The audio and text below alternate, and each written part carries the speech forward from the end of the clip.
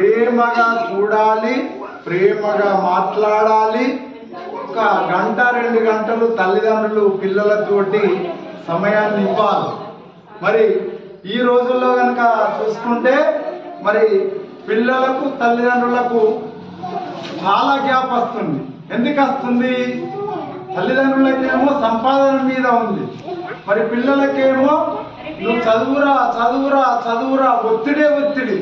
కానీ వెనుకటి రోజుల్లో కనుక తీసుకొని చూడండి మీరు, వెనుకటి రోజులలో పిల్లల మీద ఏ విధమైన ఒత్తిడి లేదు. తల్లి తండ్రులు అరే నాన్న నువ్వు రాట కొట్టరారా లేకపోతే గడ్డి పోయరారా అని పని చెప్పుదురు. అదే మాదిరిగా మంచి నువ్వుల ఉండలు, పాలాల ముద్దలు, పల్లి పట్టీలు, ఇక మంచి పౌష్టికాహారం, స్వచ్ఛమైనటువంటి నూనెనిచ్చి వాళ్ళని ఆడుకోమందురు. కబడ్డీ అని ఆడి ఇట్లా పడి మోకాళ్ళు పగులుతుండే, వాళ్ళ నరాలు ఇవన్నీ గట్టిగా ఉంటుండే. నువ్వుల ఉండలు తినడం వల్ల, పాలాల ముద్దలు తినడం వల్ల ఐరన్, కాల్షియం వాళ్ళ శరీరంలో పటుత్వం అనేది ఎక్కువ ఉంటుండే. చదువు కూడా మనం మంచి ఆహారాన్ని కనుక తింటే మంచి ఆలోచనలతోటి చదువు కూడా చాలా చక్కగా వస్తుంది.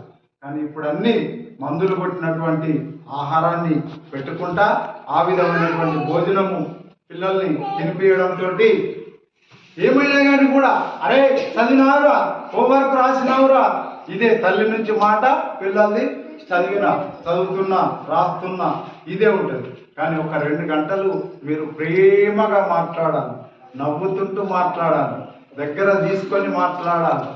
ఆదివారం కానీ ఏదన్నా రోజు ఉంటే మంచిగా టూర్ ప్లాన్ చేసుకొని పోవాలి.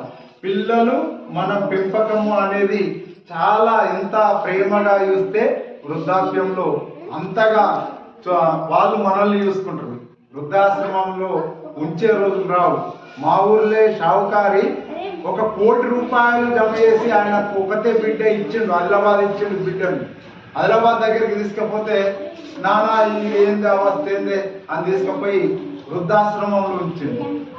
అంటే ఆ పాపన ఆ రోజులలో అది రెసిడెన్షియల్ స్కూళ్ళల్లో హాస్టళ్లలో ఉంచడంతో నువ్వు కూడా అట్లనే వండుకో అని చెప్పేసానని అది ఉంచితే వాళ్ళకి వెళ్ళొచ్చి ఇప్పుడు మళ్ళీ ఊర్లే ఆయన డబ్బులతోటి మామూలుగా వాళ్ళను వంటకు మాట్లాడుకొని ఆ వంట తినుకుంటూ ఇంటికాడ స్వేచ్ఛగా ఉంటుంది. అదే మాదిరిగా పిల్లల్ని మనం ఎంత ప్రేమగా చూస్తే అంత బాగుంటుంది. చదువు అనే ఒత్తిడి ఇక్కడ ఉపాధ్యాయులు పాఠశాలలో మీరు ప్రైవేట్కి తీసుకెళ్తున్నారు, పాఠశాలలో ఒత్తిడి చేసి చదివిపిస్తున్నారు. వాళ్ళు రాయు అనుడే, చదువు అనుడే, మళ్ళీ ఇంటికి వచ్చి